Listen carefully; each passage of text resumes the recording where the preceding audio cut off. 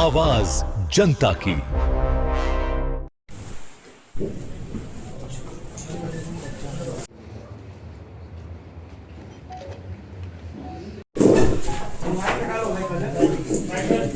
30 तारीख को बाईपास थाना अंतर्गत सोनालिका नगर में एक लूट की घटना हुई थी, जिसमें स्कूटी में और कलेक्शन का जो पैसा था 6,36,000 के आसपास, उसको लूट लिया गया था। इस घटना में कांड दर्ज करके अनुसंधान शुरू किया गया और इस घटना के अनुसंधान हेतु जो एसडीपीओ सिटी 2 के नेतृत्व में एक टीम काम कर रही थी और टीम के द्वारा काम करते हुए 5 दिन के अंदर में इस कांड का उद्भेदन कराया गया। पटना पुलिस ने बड़ा खुलासा किया है। बीते दिनों स्कूटी सवार व्यक्ति से 6 लाख रुपए पिस्टल के बल पे लूट लिया जाता है, जिसमें पटना के एसएसपी कार्तिकेय शर्मा ने बड़ी जानकारी देते हुए बड़ा खुलासा किया। उन्होंने 7 अपराधियों की गिरफ्तारी हुई है, जिसमें कार्तिकेय शर्मा ने कहा कि हथियार के बल पर ये लोग लूटपाट जैसी घटनाओं को अंजाम देते थे। पहले भी ये लोग जेल जा चुके हैं, जिसमें पुलिस की टीम गठन होती है और छापेमारी शुरू हो जाती है। आपको बता दें कि बाईपास थाना अंतर्गत निजी कर्मचारी से 6 लाख रुपए की लूट होती है, जिसके बाद पुलिस सीसीटीवी फुटेज के आधार पर छापेमारी करती है और 7 अपराधियों को धर दबोचा जाता है, जिसमें 4 का आपराधिक इतिहास भी है। और पटना के एसएसपी कार्तिकेय शर्मा क्या कुछ जानकारी दे रहे, जरा वो सुनिए। 30 तारीख को बाईपास थाना अंतर्गत सोनालिका नगर में एक लूट की घटना हुई थी, जिसमें स्कूटी में और कलेक्शन का जो पैसा था 6,36,000 के आसपास, उसको लूट लिया गया था।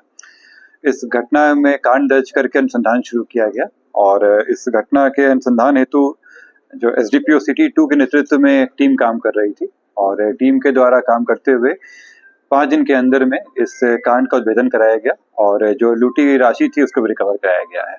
इस पूरे घटनाक्रम में जो जिनके साथ लूट हुई थी, उनके साथ जो काम करते थे, उन 2 व्यक्ति की सहभागिता आई है। उन लोगों के द्वारा इंफॉर्मेशन दिया गया और अन्य 5 व्यक्ति के द्वारा मिलकर पूरी घटना की गई। इसमें अभी तक 7 लोग गिरफ्तार हो चुके हैं। लूटे गए रुपए का 1,64,000 रुपया रिकवर कर लिया गया है। इसके अलावा अन्य कुछ रुपए इनके अकाउंट में जमा किया गया था, जिसको हम लोग फ्रीज करवा रहे हैं। जो लूटी गई स्कूटी थी वो रिकवर कर ली गई है।